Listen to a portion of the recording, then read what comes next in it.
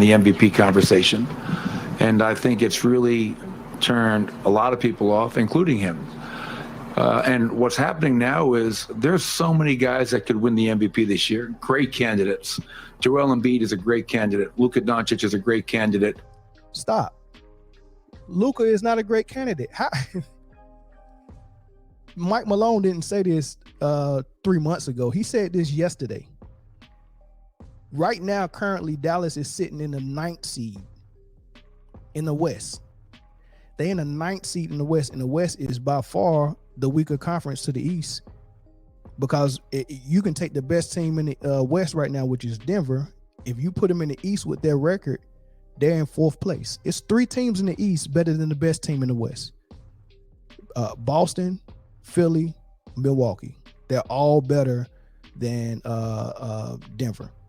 And if Brooklyn wouldn't have got rid of Durant and Kyrie, they would probably have a close record to Denver as well in the East. So it probably would have been 4 teams better than Denver in the East, right? So that's how much better the East is than the West.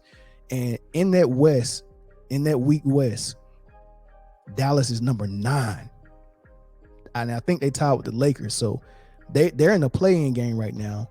But if you know, with Luka hurting his quad and Kyrie hurting his foot, and them alternating and missing games, and they can't stay healthy and do back-to-backs and all that stuff, they might mess around and fall out of the play-in. They might not even be in the play-in. So how the heck is Luka still a candidate? Even Vegas still got Luka a candidate. They got him number 5 right now as an odds-on favorite. How? That's how I know it's all about offensive stats to them. This award has came down to a point where a calculator can do it. You don't need voters now. If it's just going to be about stats and analytics, you can literally create an algorithm in a computer, and they can calculate the MVP every single season. No more votes. If it's just going to be about analytics and stats, triple double, automatic MVP.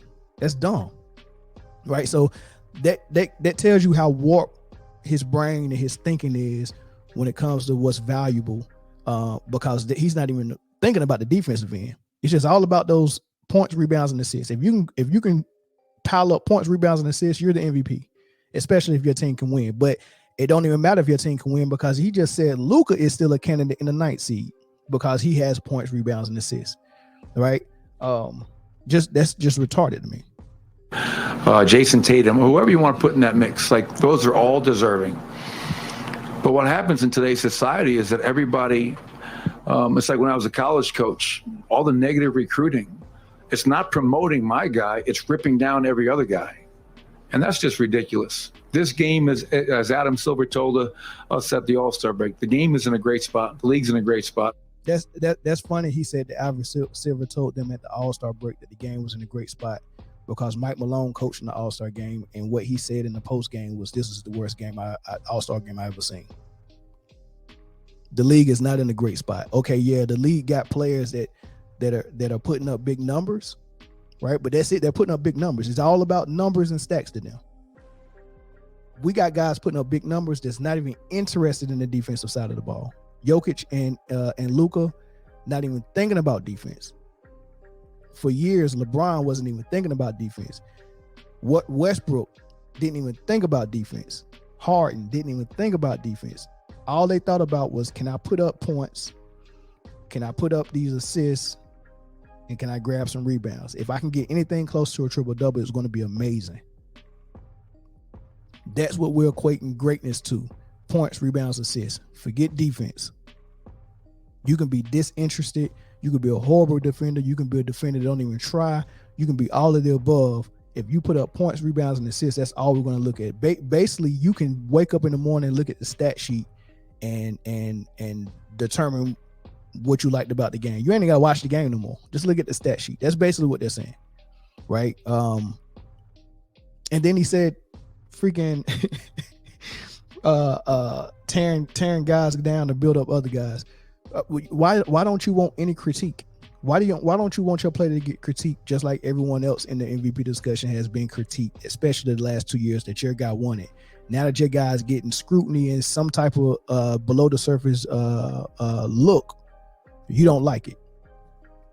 We have great players. Celebrate them. Don't criticize. Don't tear them down. Build them all up. And whoever wins it, good for them. And that's one thing that's been really disappointing this year with the whole MVP conversation and all the hot takes. It's really just gotten ugly and nasty, and I really don't care for it. So he said, don't critique them. Build them all. He said, build them all up. Don't critique nobody. It's funny. This is the first we've heard him say anything about critiquing players this year because his players are getting critiqued. When everybody else was getting critiqued, Mike Malone didn't come out there with his Superman cape on trying to save them and say, stop critiquing players. When Russell Westbrook was getting heavily critiqued while he was in LA the last 3 years, Mike Malone didn't come out and try to save Westbrook, right? He didn't try to do none of that. But now all of a sudden, let's not critique any players no more. Don't critique them. Don't critique anybody. Basically what he's saying is, look, man, stop critiquing Jokic or Joker, whatever you want to call it. Stop critiquing him. He's my player. He's my guy. I don't like it. I don't like him being critiqued. If you look too deep, we're going to find out that he is the worst defender in the league next to Luka. Don't critique him. If we look deeper, we're going to find out he's top 4 in turnovers in the league. He's doing the same exact thing Harden and Westbrook and Luka has been doing. And you got 2 MVPs between those, actually 4 MVPs between them by doing this triple-double thing. And that's why Luka is always the preseason favorite to win the MVP, because everyone knows with the team or the offense he's running in Dallas, he's going to have points, rebounds, and assists accumulated, and it's going to be close to a triple-double. And that's pretty much what MVP has turned into, man. Who can get the closest to a triple-double average? Because that was the greatest argument for Jokic last year, why he was banned in the 6th seed. Your team is a 6th seed, not even hosting the playoff game, and only because you almost got a triple-double average, that's how you got MVP, because you almost got a triple-double average, but a 6th seed. And then you make the argument around that to excuse why his team is in the 6th seed. However, the precedent was set when Kobe Bryant was averaging 32 points a game and playing with Smush Parker when his team was in 6th seed. They made the argument that he can't get the MVP because his team was in the 6th seed just so they can give it to Steve Nash. So it's funny when they make these new precedences and these new narratives to argue for a guy. It's always to slight somebody and give it to someone who probably don't deserve it.